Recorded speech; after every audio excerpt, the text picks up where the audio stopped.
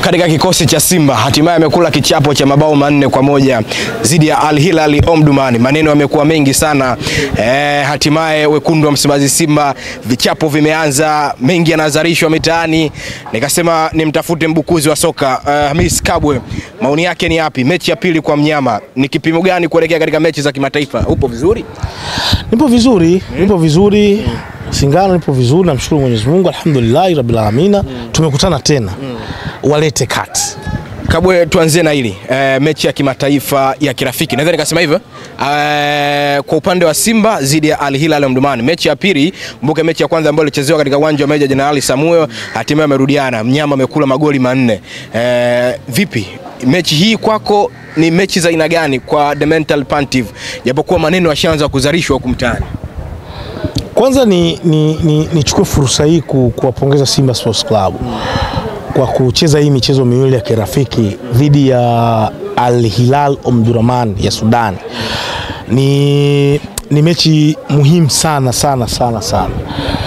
Na wanapaswa kuichukulia positive.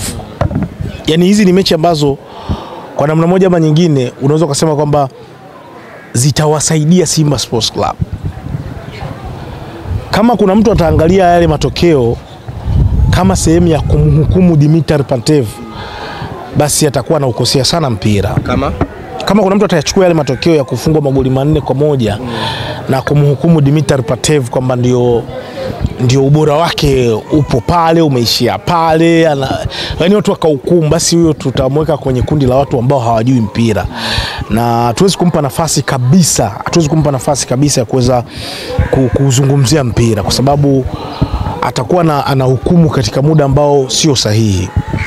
Na kwa bahati mbaya kwenye mpira wetu tumekuwa na watu wa aina tofauti. Kuna watu wanaojua mpira na kuna watu ambao hawajui mpira. Watu ambao hawajui mpira ndio wana matatizo na wamekuwa kileta shida kubwa sana, haswa kwenye michezo hii ambayo inaendelea kirafiki, au matokeo yote yakitokea mabaya unakuta watu ni wa kwanza kuhukumu pasina hata kufanya tathmini za kiufundi. Jana Simba amefungwa magoli 4-1.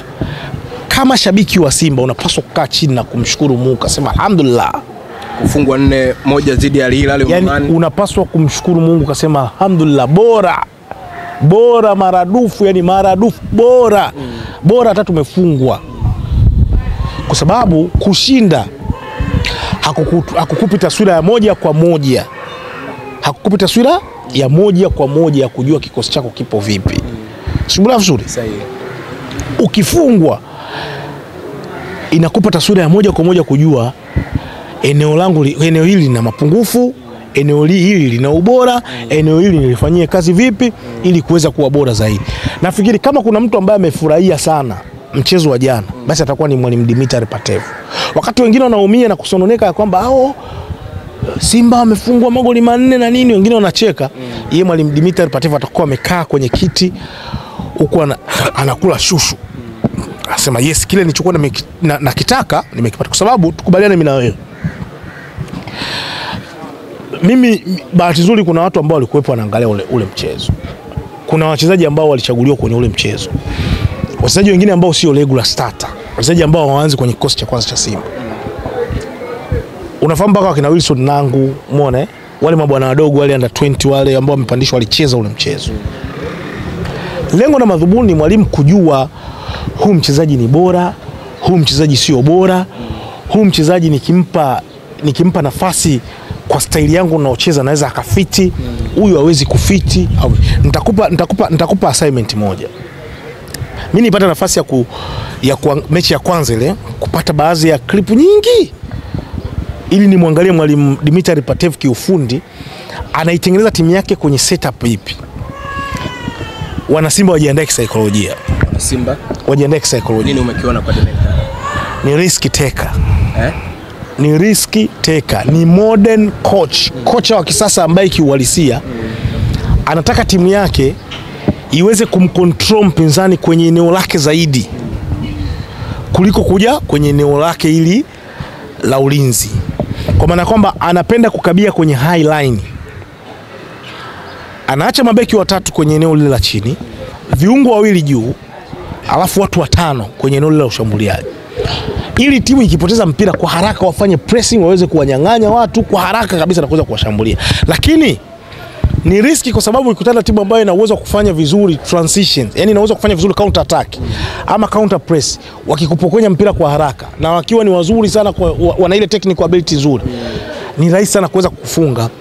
Nafikiri jana kwa akili yangu tu ya kawaida inaniambia kwamba alicheza kwenye gia hiyo. Bahati nzuri kwenye mechi ya kwanza Al Hilal hawakumwadhibu ipasavyo, lakini jana walipata hiyo nafasi ya kumwadhibu kwa sababu Al Hilal wana quality kama waliokuwa nayo Simba Sports Club.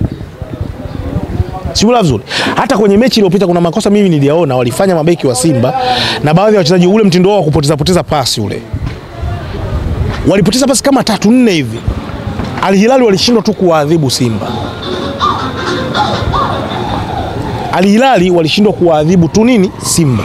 Lakini kama wangekuwa clinical enough walikuwa wanaadhibu Simba Sports Club. Eneo lingine ambalo niliona Simba ni bora na wana Simba watakula shushu ni eneo la kutengeneza nafasi. Simba wanatengeneza nafasi nyingi sana. Sasa ni wale washambuliaji kuwa clinical, kufunga magoli mengi. Yaani Jonathan Soa, yule Suleiman Mwalimu pamoja na Steve Dese Mkwala, kama watakuwa clinical enough kwa aina ya mpira na ucheza Dimitar Pantev na aina ya ideas ambazo wanataka kuziingiza kwenye timu. Tupo hapa mimi na wewe tunaongea. Si watu hawajaiona Simba. Wataiona kwenye mechi ya Nsingizini United. Wana Simba wajiandae kupokea magoli mengi zaidi. Lakini wanapaswa kutambua ya kwamba timu yao itakuwa ina riski zaidi kwa sababu itakuwa inacheza kama inavyocheza labda FC Barcelona, kama Bayern Munich. Haina maana kwamba inacheza labda kama Bayern Munich basi ni yani Simba inafanana na Bayern Munich, hapana. Setup ya timu yao kukabia kwenye ile high line ndio itakuwa inacheza kama vile. Kabwe Simba imechagua mechi za kirafiki na timu kubwa kabisa aina Al Hilal Omdurman. Dimitar Pantev alitaka kugundua nini kwa namna ambavyo kikosi chake, pengine Al Hilal ni timu kubwa sana na inafanya makubwa katika bara la Afrika kama. Alitaka kuendelea kugundua mapungufu kwenye timu yake na kuendelea kuwasoma wachezaji wake. Tuongee ukweli, kama Dimitar Pantev angetaka tu sifa tu, kutaka sifa bana, mimi nishawafunga Al Hilal, si angeacha kuomba mechi nyingine ya kirafiki. Si alishinda mechi ya kwanza.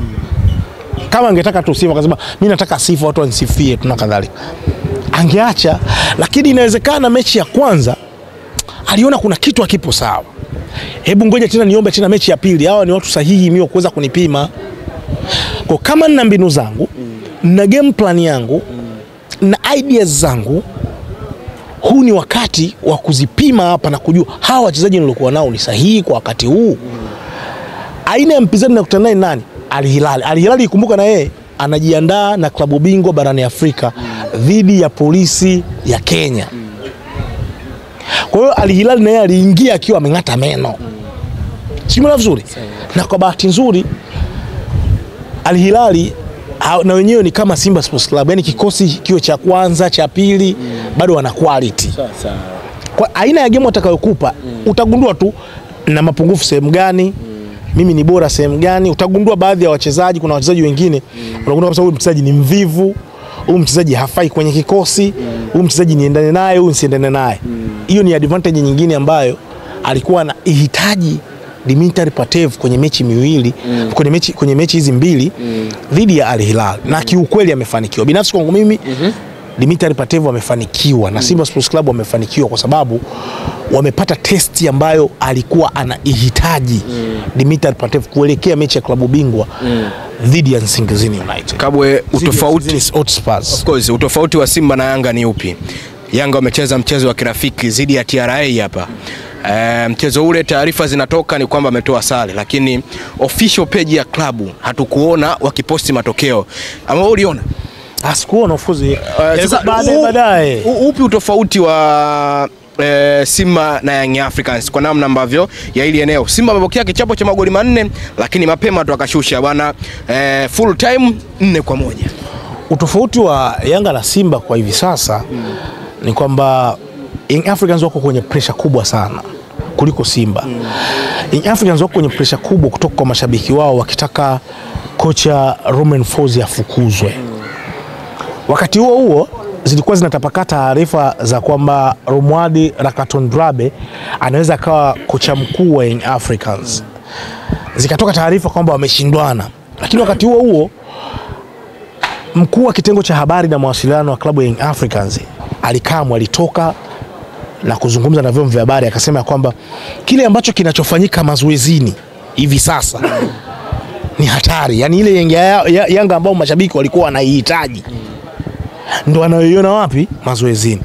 Siku ya pili yake wanacheza mchezo wa kirafiki na Tabora, na wale TRA ambao sasa hivi ndo Tabora ambao sasa hivi ndo TRA. Alafu wanapata sare ya 0-0. Nikuulize wewe Singano, tayari alikaa mkashasema kwamba aina ya pira linalochezwa kule mazoezini ni hatari.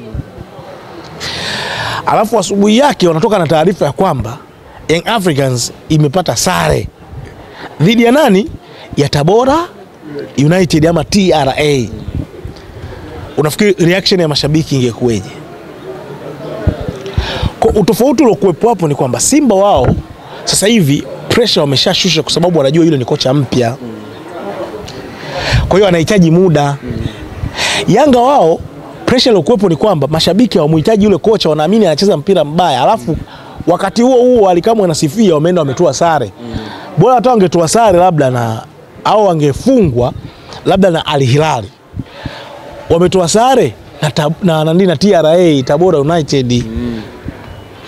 Pata picha mashabiki wa Yanga hapo. Kwenye peji tu ya Yanga wangetoka povu kiasi gani? Sahihi. Sio vizuri. Kwa mimi nawaelewa Young Africans kutokutoa yale matokeo ya Tabora kwa sababu walikuwa wanaiondoa pressure kutoka kwa mashabiki zao. Yani pangechafuka kiukweli. Pangechafuka na sasa hivi pamechafuka, yani kwa sasa pamechafuka kwa sababu hawamtaki kabisa Romain Folz. Lakini msimamo wangu mimi uko pale pale ya kwamba Romain Folz anahitaji muda, anahitaji kupewa nafasi ili aweze kuinject mbinu zake. Na Young Africans sio Mungu. Young Africans sio malaika kwamba watatawala tu, yani watakuwa wao hawakosei au yani Young Africans ni klabu kama zilivyokuwa klabu nyingine. Kuna muda wataenda watafeli. Kuna muda wataenda hawatachukua ubingwa. So kwenye vipindi kama hivyo vyote inabidi mashabiki wakubaliane navyo. Kwa sababu inawezekana wanapitia kipindi fulani ambacho sio kizuri, baadaye wakaja wakakaa sawa. Kabwe, tutegemee vitu gani kwenye hizi timu mbili, Simba na Young Africans kimataifa? Tunategemea na hizi mechi za kirafiki ambazo wamezipata na aina za timu ambazo wamecheza nazo. Ni wazi kabisa kimataifa unaenda kukutana na mpinzani ambaye ni level nyingine kabisa. Simba ni yeye kama aliyehakikishia kupata intensity kubwa ya kimataifa kuliko Young Africans. Nsingizini Hotspur sio timu ya kutisha. Kwanza ndio wamechukua ubingwa mara moja wa ligi ya Eswatini. Mara moja ambapo ndo msimu uliopita. Msimu jana walishika nafasi ya 3. Msimu juzi walishika nafasi ya 6. Timu kubwa kwenye nchi ya Eswatini ni Mbabane Swallows. Sio vizuri Lakini kwa kuchagiza tu, msimu uliopita hawa Nsingizini Hotspurs walishiriki mashindano ya CAF Confederation Cup. Kwenye mashindano ya CAF Confederation Cup walikutana na Stellenbosch ambaye alikutana na Simba Sports Club kwenye hatua ya nusu finali. Aggregate kati ya Nsingizini Hotspurs na Stellenbosch ilikuwa 8-0. Nani kashinda? Stellenbosch. Ambao huyo Stellenbosch alienda kukutana na Simba Sports Club nusu finali, Simba akafanya nini? Kwa hiyo ubora wa Nsingizini United haufiki Simba Sports Club hata theluthi. Sio vizuri. Lakini kama haitoshi, asilimia kubwa ya wachezaji wengi ambao wacheza Nsingizini wanatokea pale pale Eswatini na wengine wachache kutoka Afrika Kusini. Sio timu ya kutisha. Nsingizini wakiitoa Simba Sports Club itakuwa ni story. Ila Simba wakiitoa Nsingizini Hotspurs is not a big story. Sawa. Kwa kwangu mimi hizi mechi mbili zilizopata Simba Sports Club ni nafasi ya mwalimu kujua wapi kuna mapungufu, wapi Simba anapaswa kwenda na wachezaji fulani ili kwa ajili ya kwenda kumshughulikia ipasavyo Nsingizini Hotspur. Yaani unapaswa kumshughulikia. Sahihi. Sioni Simba Sports Club ikitolewa na Nsingizini. Kama itatolewa na Nsingizini itakuwa ni aibu. Kwa Young Africans wale Silver Strikers ni timu kwanza ya benki. Lakini pili ni mabingwa mara 10 wa ligi ya Malawi.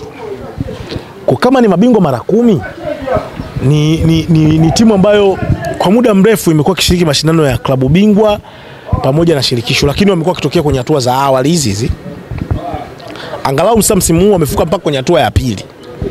Hapa ndo mara nyingi wamekuwa wakitoka. Inawezekana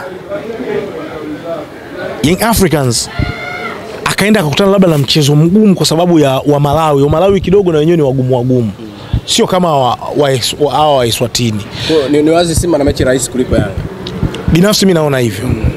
Mimi naona kwamba Simba ana mechi rahisi kuliko Young Africans. Silver Strikers kutoka Malawi inawezekana kampa game ngumu zaidi na ndi Young Africans kuliko Simba kupewa game na Nsingizini.